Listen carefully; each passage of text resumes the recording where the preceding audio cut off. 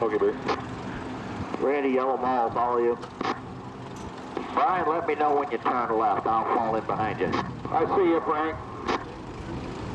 And I'm on 2 miles, take off. Roger. Are you going, Clyde? I'll say it. Are you going? The lake, so let's get it up and go. Randy Rhodes, you started this flying when? Remember what 27 years ago. 27 years ago? 27 years ago. And it's the same location? Same location. Actually, first started, the first 2 years was over to a house across the lake. We just invited some friends up for a hot dog roast. In the third year, we had 17 planes. We didn't tell anybody. Word of mouth got out. So, yeah, and we come over here and talk to Lou, the manager of the park, and he says, bring them over and have your weenie roast over here. Super. What a great place for flying. We're going to look around the area and talk to some people here at the Gaylord Flying in Gaylord, Michigan. The boat ramp at the county park offered an excellent spot for the amphibian aircraft to taxi out of the water so the spectators could have a close look at the aircraft. And the park offered great RV parking and tent camping right next to the aircraft. A great place to spend the afternoon watching the airplanes at the fly-in. This is one of 2 Volmer sportsmen that came to the Gaylord fly-in this year. This gentleman, matter of fact, comes every year. This is a Volmer Sportsman. It's a VJ-22 Sportsman. It was designed by Volmer Jensen in Glendale, California in 1956. And he was going to use this aircraft to fly down to Baja, California and do some skin diving on it. So it's meant for the seas. It's pretty rugged. He designed a lot of aircraft. That's why this is his 22nd design. It's VJ-22 for 22nd design. He designed a lot of ultralight aircraft before the Second World War. During the Second World War, he was an aircraft instructor with the aviation cadets. And then after the war, he designed this plane and one similar to it, which was a land plane. But anyway, we have the advantage of having a seaplane here. This is called a flying boat. It's a hull amphibian. And it's an amphibian because it has gear that retract when you land on the water, or you can land on the land, either way. I'm from White Pigeon, Michigan, which is on the southern edge of the state of Michigan, 3 miles from the Indiana border. And it was about 210 miles up here yesterday with a nice tailwind, so we flew at about 95 miles an hour ground speed. This engine that is on the aircraft now is an 0320 Lycoming, 320 cubic inch, 150 horsepower version, which is on the 100 fuel. It'll also run car gas on the 150 horsepower versions. 160 horsepower versions of that engine need aviation fuel. So if you're flying back in the wilderness and you can only get car gas, you can use it in this engine. Original design of the Volmer Sportsman was as a pusher, that is with the prop in the back, engine turned around. And those aircraft of this type that are built around 1,000 pounds, which is the design weight, use a pusher engine, are the best performers. This one, although it's got the tractor engine with more horsepower, that's about 150 horsepower compared to an 0200 Continental 100 horsepower. This still doesn't do as good as those. And the reason is it's more weight, and every time you add more weight to a design, it sits deeper in the water, more hull friction and everything to try to take off. It certainly does better than with the other engine it had, which was an 0235 ground power unit converted back to aircraft engine. That was 125 horsepower, and the extra 25 horsepower makes quite a difference. This particular aircraft was built in 1968, started in 1968, finished in 1977, so it took the builder 9 years to build it. I didn't build it. A fellow named Ted Burchett in Scotts, Michigan, near Kalamazoo, built it. And he flew it for 200 or 300 hours, and then in 1990, myself and some friends bought the plane so we could have a plane to fly, just like you would go to the airport and rent a 150, for example. But over the course of the years, those fellows have gone on to other things, and I now remain the one person that's doing the flying, the repairing, and enjoying it. So it's a great aircraft. This aircraft has retractable landing gear. It rotates forward and up behind underneath the wing when it's retracted, and it uses the bungee cords for spring action, and it's pretty substantial gear. It stands a lot of bounces on the runways. Of course, when it's used as a flying boat on the water, you want the gear up out of the way so that it doesn't drag in the water when you're taking off, and also important not to do that when landing because it'll turn the plane upside down, which we don't like. It spoils the whole day. So retractable gear is a good thing. The nice thing about it is on long cross-country trips, you don't have to be so careful on your pre-flight planning as you would with a float plane, for example. If you're flying a float plane with no wheels on it, you have to land on water somewhere to refuel. So it takes a little bit order of magnitude greater planning on a straight float plane. So with an amphibian, you can just go from airport to airport as you would with a regular land plane. And then when you get to the water that you want to land on, you can do that too. So it makes for easier cross countries, especially in an aircraft like this that's got relatively short legs. It holds 24 gallons of fuel, which would be 2.5 hours with VFR reserved for me. And at 80 miles an hour or slightly less, depending on a headwind, not going very far, maybe 175 nautical miles. Crossing the border, any problem? Not really. I fly up into Ontario a couple times a year with this, and it's a home-built aircraft, and there really is not any difference in taking a home-built aircraft across the border than a certificated aircraft. If you have your operations and limitations on your flight certificate, it tells what you can fly, and the Canadian government recognizes that. It used to be we had to, every year, write a letter and ask for a specific time period that we were going to be there with the plane, 3 months or a maximum of 6 months. But a few years ago, the Department of the Canadian DOT changed that, and once they give you a letter, then it's in perpetuity. It's good for you and that plane. So as long as you have that letter in your plane, it recognizes the operational limitations of the U.S. for this aircraft in Canada. So you're good to go. You don't have to check with them anymore. Of course, you have to clear customs, but it's no different than a regular aircraft clearing customs. And this is because this is an experimental aircraft. A lot of people question whether you can go over there with an experimental aircraft or not, and you certainly can. That's why you need to have the letter of authorization to go, if it's a home. A few airplanes came in on Friday afternoon, but most of them came in on Saturday, which was absolutely a gorgeous day. And a few birds you don't see very often, like this widgeon. 4 widgeons showed up this year, and I've heard there's been more than that over the years. They don't use the ramp, they just taxi up on the sand with the wheels down and park it there for the night. Apparently there's enough weight to hold it down. Lake aircraft is a very, very popular machine to come to the fly-in. It's also an amphibian. I think 5 of them came this year, and the lakes taxied out of the lake on the ramp and parked up on the grass, so people had a chance to take a close look at them. Okay. Randy told me that the lake was 1 foot higher than last year, and that accommodated the planes much easier for those who wanted to park on the shoreline.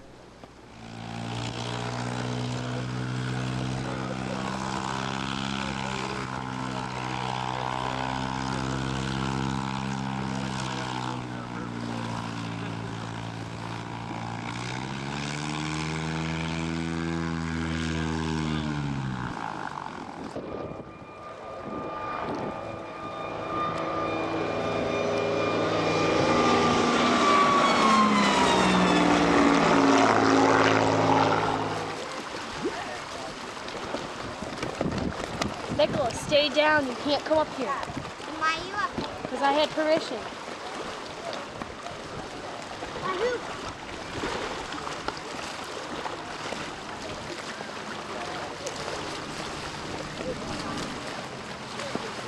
Don't get better than that.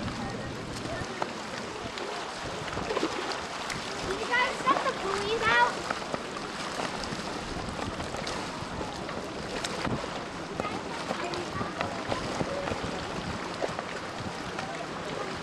No, no.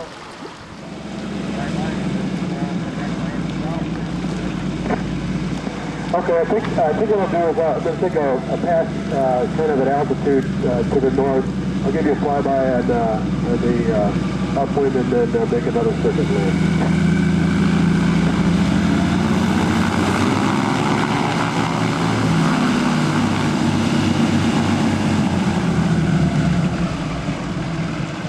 And Ostego Lake, the 51 Quebec is pushed out to the west. Flight of 2 CB, 5 out. Inbound from the east. If you wanted to eat, pilots and passengers had to stop in and see Nancy Rhodes and register, and she would give you a little yellow bracelet to wear. Without that, you weren't going to have lunch.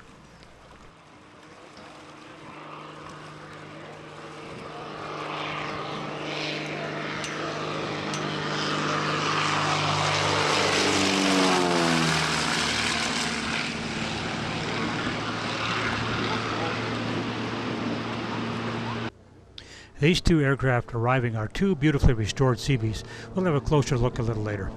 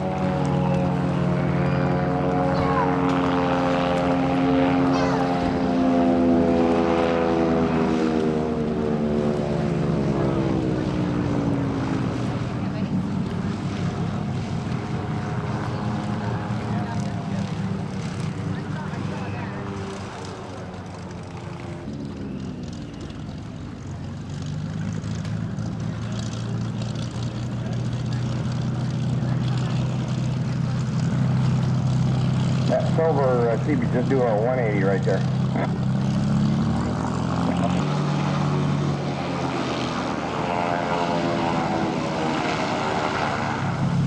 Point it right in at me, Bill.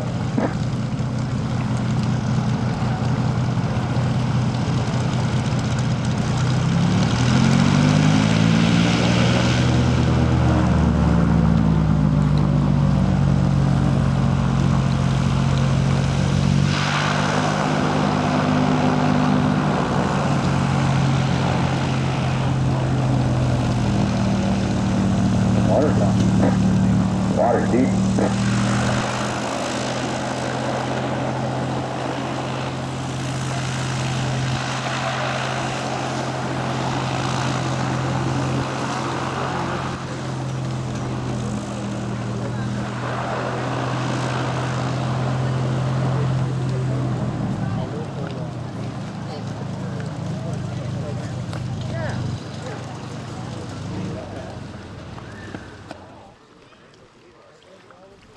Personnel working at the fly-in made it easy for those who had amphibs and wanted to park on the sand. They bring a boat right up to the airplane so you didn't have to carry the luggage and take some chance, of dropping it in the water. What service, and where else can you find it but at the Gaylord Seaplane fly-in?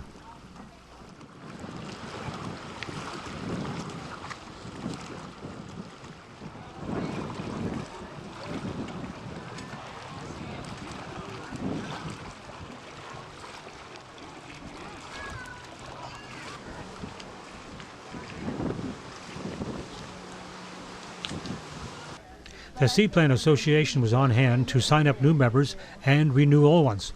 Also, to sell t-shirts, hats, pins, badges, and whatever you needed to show the world that you're a seaplane pilot. His Army National Guard helicopter came by twice.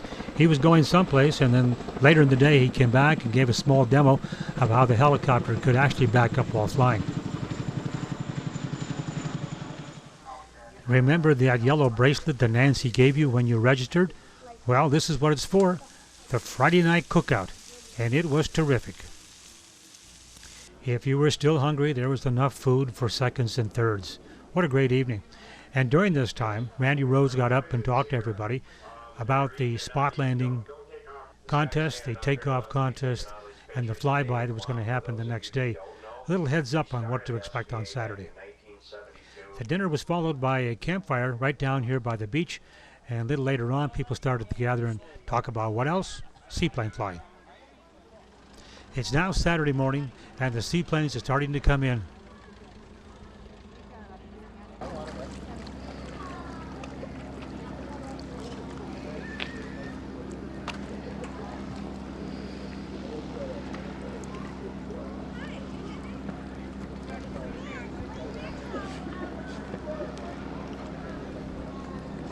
He'll go down by the Cubs down there.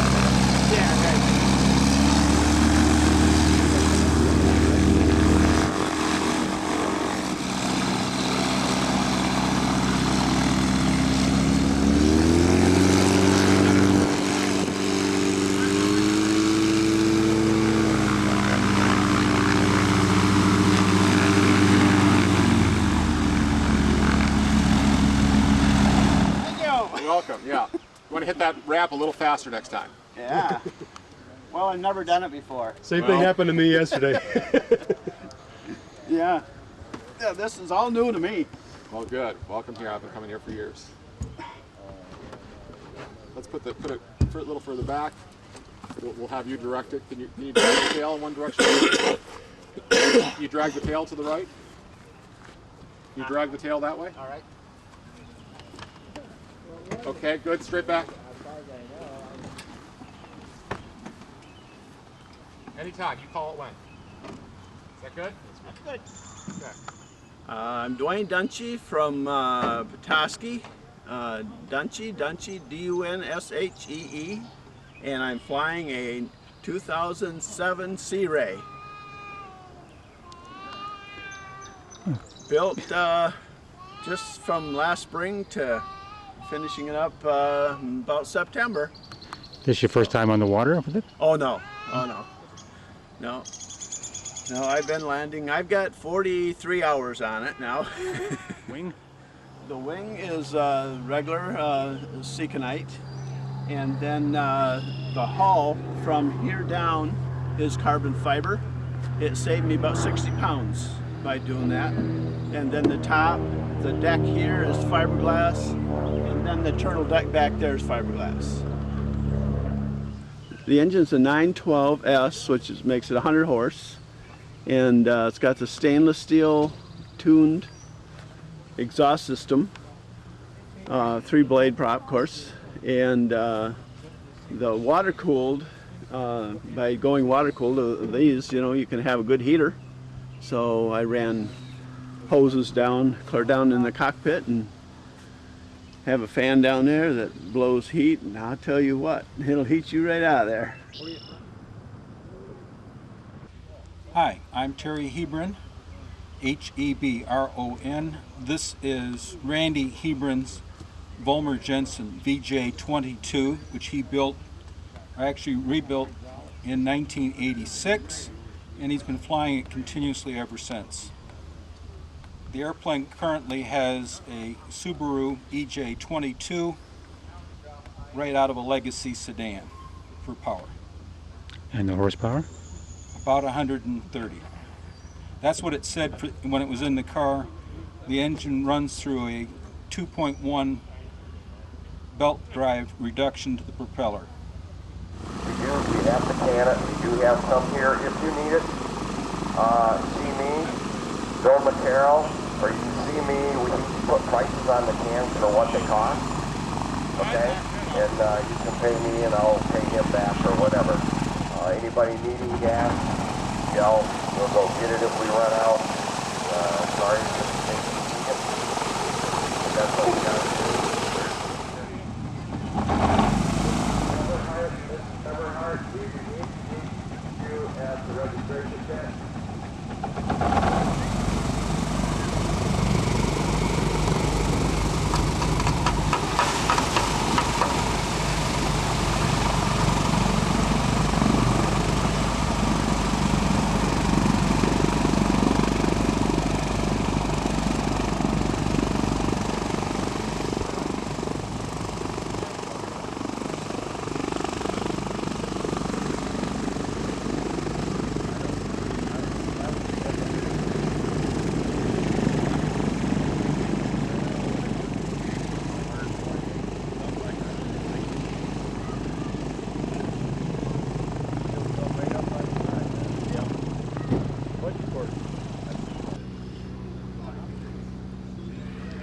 Good morning, I'm Jim Bosher from McBain, Michigan, flying out of Northwoods Aviation at Cadillac, based there.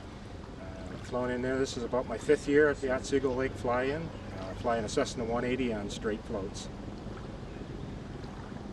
Knots, somewhere there or less, and no passing. If you've got, for some reason, have to break out to the right and go out of the pattern and come back around and find a safe place to get down or go to the airport or whatever you got to do. Radio frequency is 123.3, except around the airport, and the lead plane, whoever that's going to be, and we should pick that now, should talk to the airport and tell them that we're inbound and what we're doing. What kind of spacing are you looking for? Safety, I don't know, 500 feet minimum, I suppose. We're going to stay right in single flop, correct? Yeah, no parallel flying, no side-by-side flying. Yeah, right. Yeah, let's try to be in the air by 10. Yeah. Jump on it. Good job. Hey Randy, this is Larry. The wind up here is everything's switched around to the west here pretty good. Okay, thanks. 1-5 Echo, you got copy.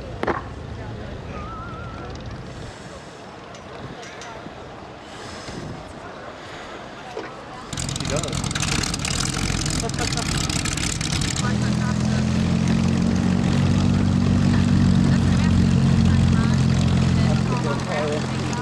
I just wanted a radio check. Yeah, I'm waiting for the other guys to come out here. Phil Martin's on his way. Oh, okay, John. Okay, yeah. I don't know which way the wind's going. We kind of want to like take off in front of the park, so the wind's kind of swirly out there right now. It's kind of turning out the west. That sure does. It's, So we'll probably want to go to the north east side of the lake over there. all right. Lead, wind's kind of swirly, and he fixated we ought to be up on the northeast side.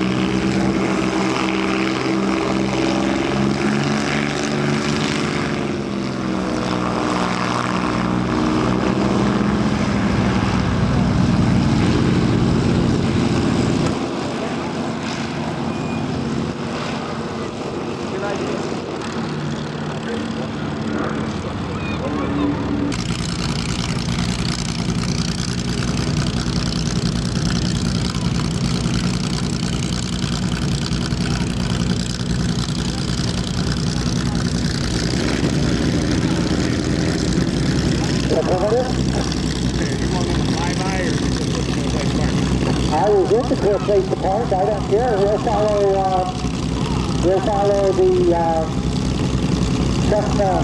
We'll take out a Cessna and follow them in the flyby. Yeah, and then we just park to the north down there. I was going to park behind this.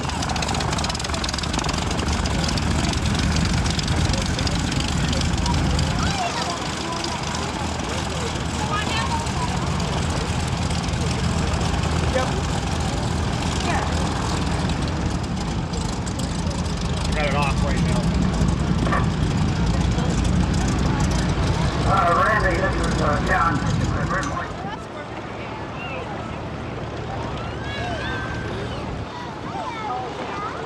Okay, your yellow widgeon is the lead airplane. He's taxiing down to the north right now.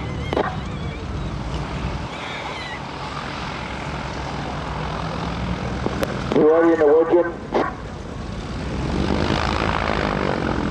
Yeah, Brian, I've already called the airport and let them know that we're getting ready to do it, so just when you're inbound to there, just give them a buzz. Fly back, Barry, let's go.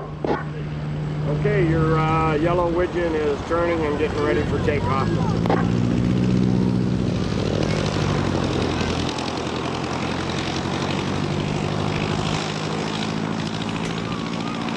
You ready, Frank?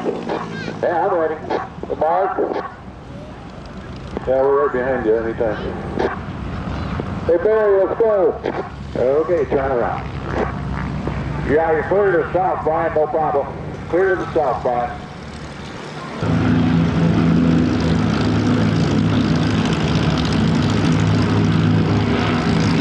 Barry Mark's just taking off from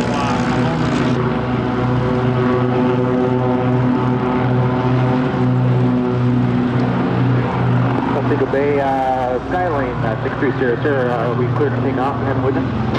Yes, go. You're gone. Okay, Barry. Randy, yellow mall, follow you. Brian, let me know when you turn left. I'll fall in behind you. I see you, Frank. And I'm 2 miles, take off. Roger. Are you going, Clyde? I'll say it. Are you going? My lakes, let's get it up and go.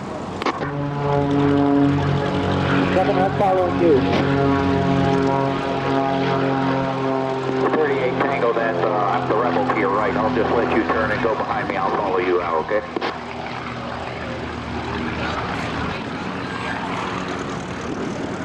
Kevin, you on frequency? Lake, that's north.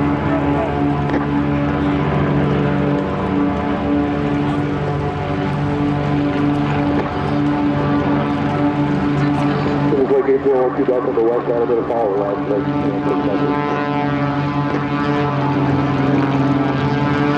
Yellow super cub, I'm going to let you go ahead and let's go.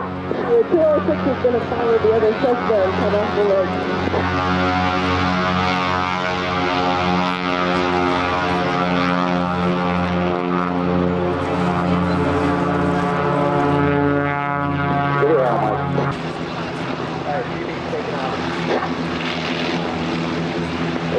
Kilo, my gear out of full first block.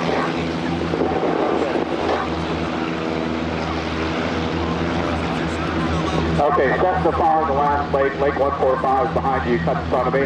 I'm going to be cutting in front of you, up to your right. I'm off to your right now. Alrighty, we're looking for.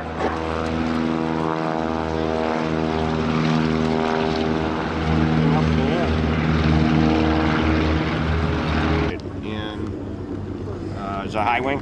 High wing, yellow. Okay, you'll be parking to the north end down there, down around the dock where you normally have the gas truck and stuff.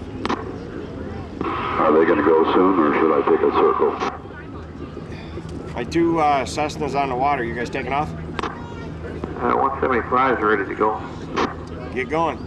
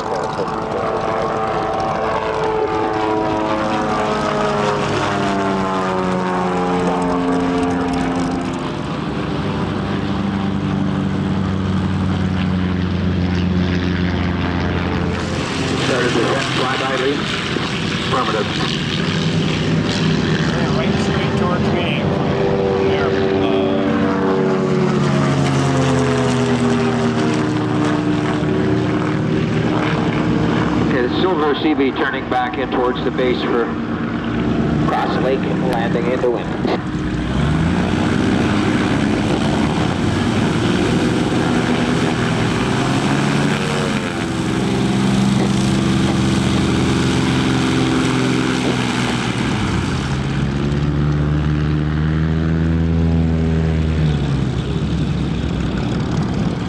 Got a high-flying lake over the northeast side of the lake. Are you new arrival or you been? Norman, Randy.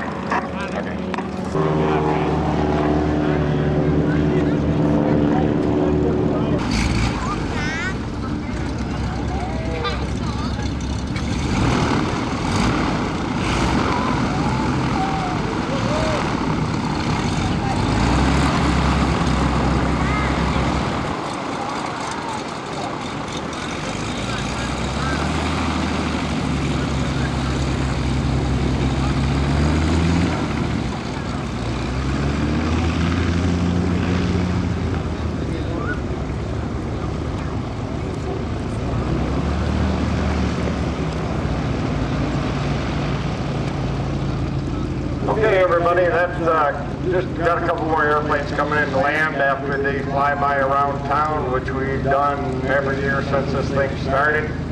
And usually the big boy restaurants, top of their roof, they've got welcome Seaplane pilots painted on it. I wasn't up there, but they usually do that every year for us. I had a couple questions asked me. How much does avgas cost? Well, I will tell you one thing. These guys come to this fly-in and have been coming here for, this is our 27th year, and they don't get paid for what they do. They come here because they love the place. It's a great town. Everybody's hospitable to everybody here, and it costs them about $6 a gallon. And some of these aircraft burn 6-7 gallons an hour. Some burn up to 15 gallons an hour.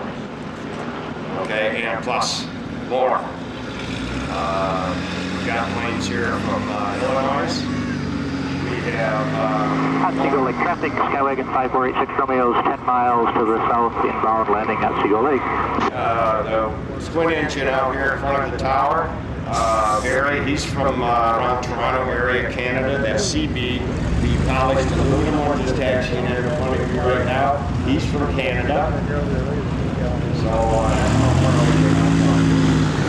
just come here and have fun.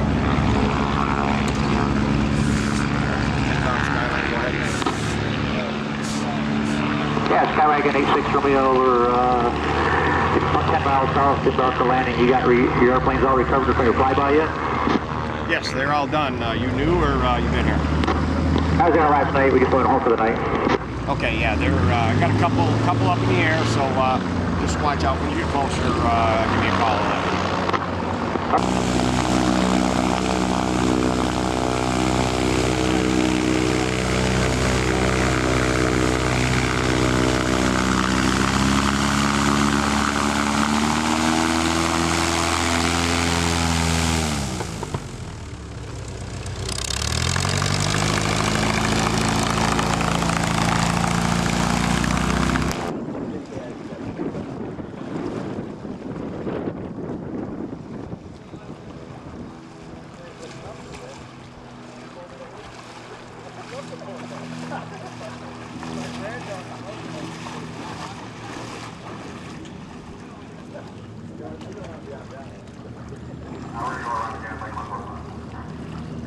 Thank you very much.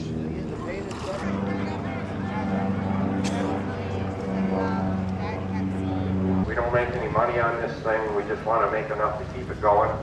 Get our mailers out, so they cut us a real good deal on it. For every shirt we sell, they give us a little bit of money back. Doing lunch by now, I would guess. Please help them out. They've been coming here for quite a few years. It helps their troop throughout the summer and winter. Their festivities that they have. Parks clean, immaculate. Okay, that's enough. It's going to enough.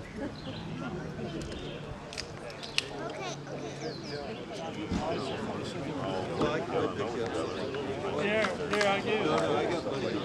Well, so do I. You got a fit working on years ago. The county park is a spectacular place to be. If you're an RV camper, you really should call a year in advance to get a place to put your RV. If you're a tent camper, reservation probably not needed. You can park on the grass right next to your airplane. A lot of people do come to this fly-in just to see the airplanes fly, and they're not pilots. So get your reservations in early to make sure you have an RV camp spot reserved just for you.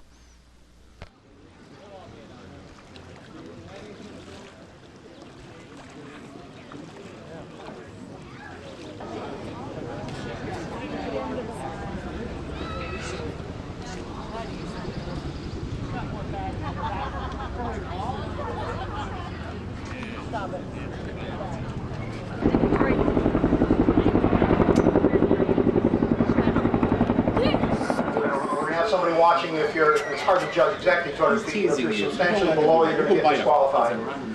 Speed doesn't matter, whatever speed works for you. And just as far as direction goes, just make sure you're not pointed right at the beach because we don't want missed balloons coming into here. So, so 200 feet, make your drop.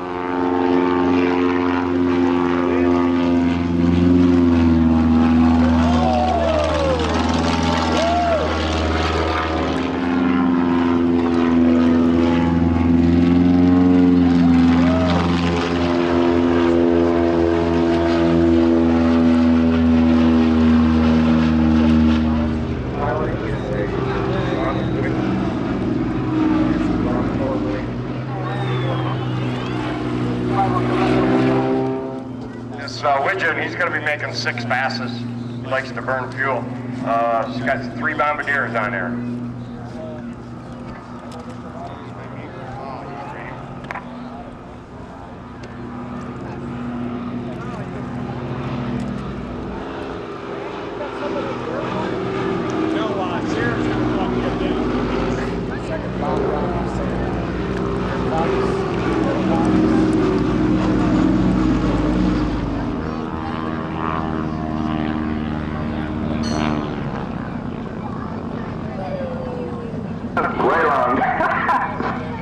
Shuttle's running, so we'll get your ride down. Good. I'd make that one up too much.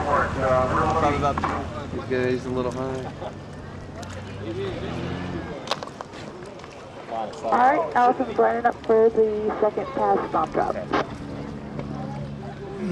Back in 1981, we had our first fly-in here. It was a group of Seaplane people from downstate and guys from up here as well got together. We had a fly-in down in the Jackson area in 1980, and it was fine. We had probably 6 or 8 airplanes, but it's a bit crowded this time of year on the lakes down there. It's much nicer up north and more room here. This is a beautiful facility, better deal for us. So we came up here, and Dick Scribner and the local guys put it all together. Started having our first fly in 1981. We had, I'd have to ask Nancy, I think probably a dozen airplanes maybe. And it's been going ever since. We've had as many as 100 airplanes here before at the fly-in, and maybe 50 at the airport at our peak. It seems as though there's a weather issue going or coming. A lot of times it's down. This year the weather is not a real big problem, but fuel prices. But we got a pretty good turnout. I don't know exactly how many airplanes. But we've been going every year since 1981. And just have a good time with the Takeoff events, and rather sort of like you see at Greenville used to do. And wouldn't you call this the Greenville of the Midwest? I would say it's the Greenville of the Midwest. Probably bigger. But we have a real strong family of people here that a lot of us only see each other every year at this place. Sometimes we'll see the guys at Oshkosh or something like that, Sun and Fun or something like that. There's a very strong and old family of guys here that have been coming every year since '81, and that's pretty neat. You know, you see your friends and seen a lot of things in 27 years. Lots of different airplanes. Had a lot of neat stuff here, and it seems as though it gets neater every year. People bring things out like, you know, people building Grumman ducks and S-38s and all kinds of neat stuff that just never used to be. Back in '81, nobody was flying an Albatross around or any of that. There weren't any of them flying. What did you fly in here? I flew in this Grumman Widgeon, 1943 G44A, and that belongs to a fella from England who keeps it here in the States and comes over and flies it here, keeps it down near Jackson at my buddy Randy Wilhite's hangar. So he wasn't able to come. He said, go ahead and take mine. I had mine all apart, so I brought his. But it's an airplane that he bought over there in London and rebuilt it over there in England. Flew it across the Atlantic to the States. Are they a common airplane? Can you find them anymore? I think there's about 50 Widgeons left. They built 350 of them between 1941 and 1947. There's about 50 of them left flying, and we've had as many as 10 of them here at once. So that's a pretty good representation of the number of them left. Thank you. It's a small crowd. Everybody knows each other. Jerry Ness took me up in his beautiful J3 with the chrome shiny floats. As a matter of fact, it's Jerry's signature card. You can spot him 3 miles away before he even lands on a lake. Wanted to get a bird's eye view for video so you can see what the campground looked like and the landing and contest area on Ostego Lake.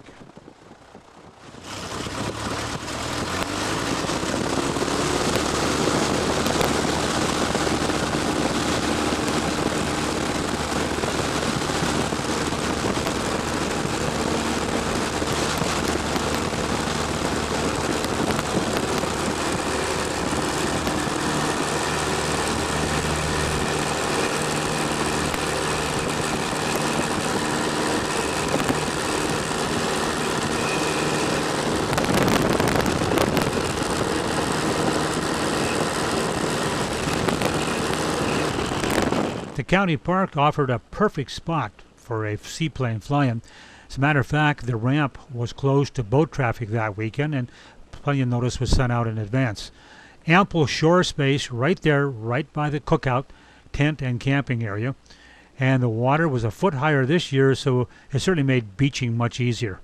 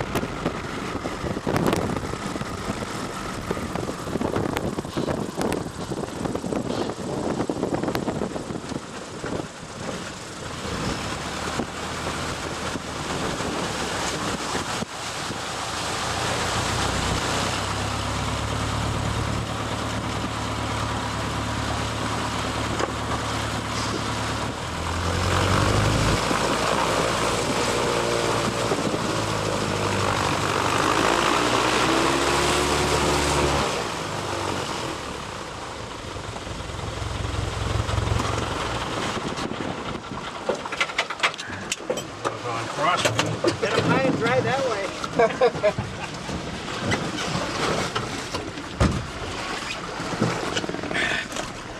Here we are.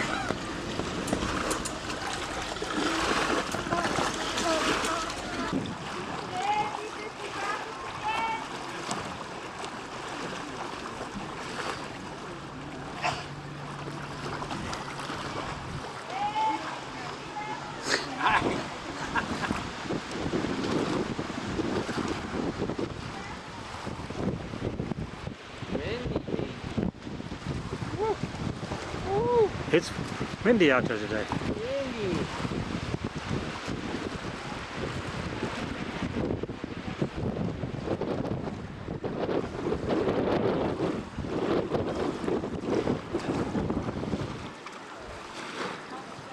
My name is Jerry Ness.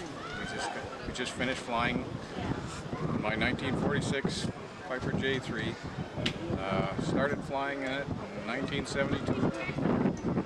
Fellow that got me my private license, gave me my seaplane rating, and he used to let me just borrow it, pay the gas, and he turned it into a club, and we had 5 people involved with it, and one by one they all dropped out, and it's been mine for probably 20 years now by myself. So I just recovered it about 3 years ago, restored the airframe. I haven't done the engine yet, but what can I say? I've been coming to Ostego Lake.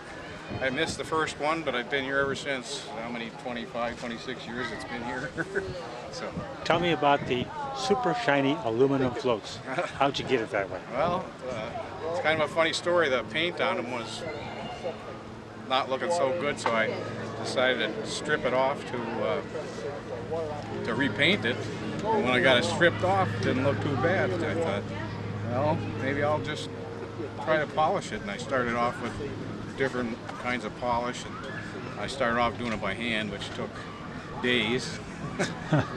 and I found some rulite polish that seemed to last longer. The other stuff seemed to dull up right away.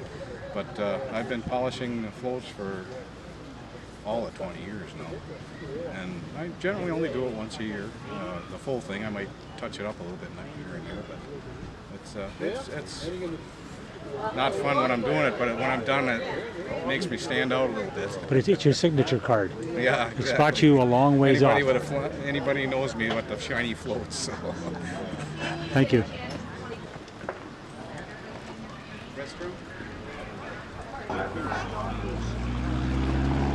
Now, which one are you spotting on? Jerry's up. Yeah, Jerry's up. Jerry's up. Yep. Jerry's got it. You know, he's doing nothing. He's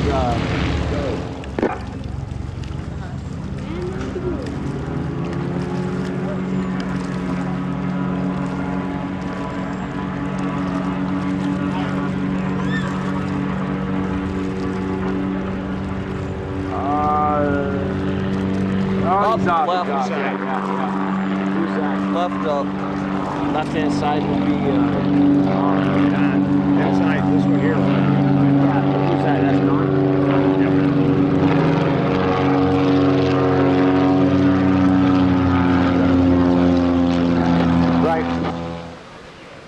Hi, this is Dave Plum, and this is Penny, and where are we? You're welcome to Ostego Lake in southern Michigan. She doesn't know where the hell we are. As bad as he is. Try it again. Hi, this is Dave Plum, and this is Penny, and we're where? We're at Ostego Lake in Michigan. At Gaylord, Michigan, for the annual fly-in here at Gaylord. It's bigger than Greenville, if you can imagine that. Now I'm in trouble. Edit that out. A great place to be. Lots of sunshine, beautiful beach, a great place to park your planes. Lots of fun games on the water. The banquet was held Saturday night at a restaurant across from the fairgrounds in Gaylord. And after the banquet, the prizes were given out for first, second, and third place in all the contests. Also, a special sportsman award was given to one person voted on by the local pilots. All right. Dave Clown, SBA. Don't go away. Come back here. This is my first time here, and I love it. And Penny and I will be back next year. And we're here to say thank you for a great fly-in. We're making a DVD of it. If you don't mind, we'd like to call it the Midwest International Seaplane Fly-In. This is certainly very strong competition to what's called the Greenville International Seaplane Flying, except the location is very nice with the campground and the facilities here. Now, over the years, we've had different executive directors, and Bob Richardson was involved in the SPA for many years. Bob Richardson is the one that introduced me to Nancy. What's your first name again? Yeah. Randy. Kidding. And I have to tell you that Bob Richardson spoke very highly of both these people, and continually. When Bob would ask for volunteers to help at the seaplane booth at Oshkosh, 10 people would sign up and 2 would show up. The 2 that always showed up to help out were these 2 here. Extremely reliable. And therefore, I certainly enjoy the very high respect of the association and myself, and we're here to represent Jim McManus, the executive director, and Telford Allen from Maine, our current president. Now, I need 2 hands. This is, well, never mind. You got 2 hands. Well, you use this. No, you stand still. Now I get the yell. You have no choice right now. Come over here a little bit more.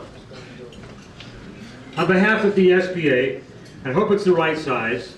Would you please accept this to put on and wear proudly as soon as you get that sling off from us? I would be happy to. And thank you for the many years of service to the SBA at Oshkosh. It was very deeply appreciated. You can count on it, and that's very important. We've been very fortunate. Randy and I have won the award ourselves. Art Butcher, Don Seeley, Brian Van Wagenen. There's a host of people who have been honored by winning the Sportsman's Award.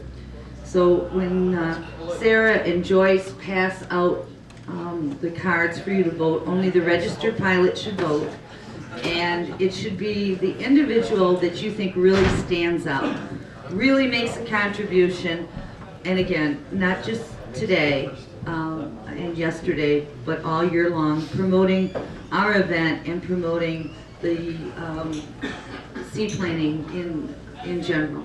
So they're going to pass that out to you in a few minutes. If I can go on, the Best of Show award will come right after that, and that is the aircraft and its pilot, who you thought really stood out for the events today.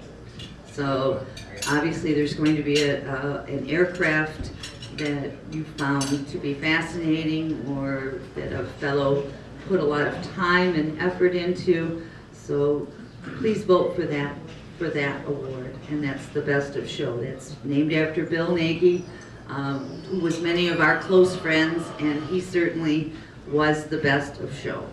So we're going to do that, and they'll pass them around in just a couple of minutes. Rob, no, come up here to me. No, Rob, keep coming. Come here. Damn Canadians. What's your...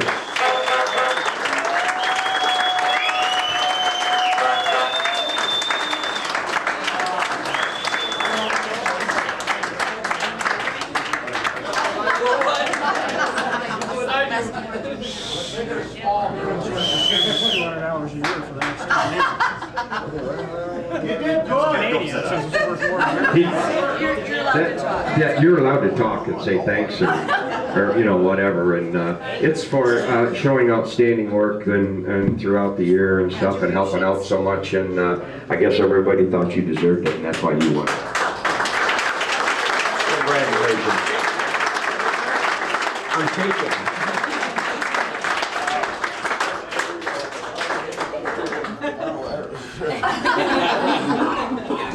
Thank you.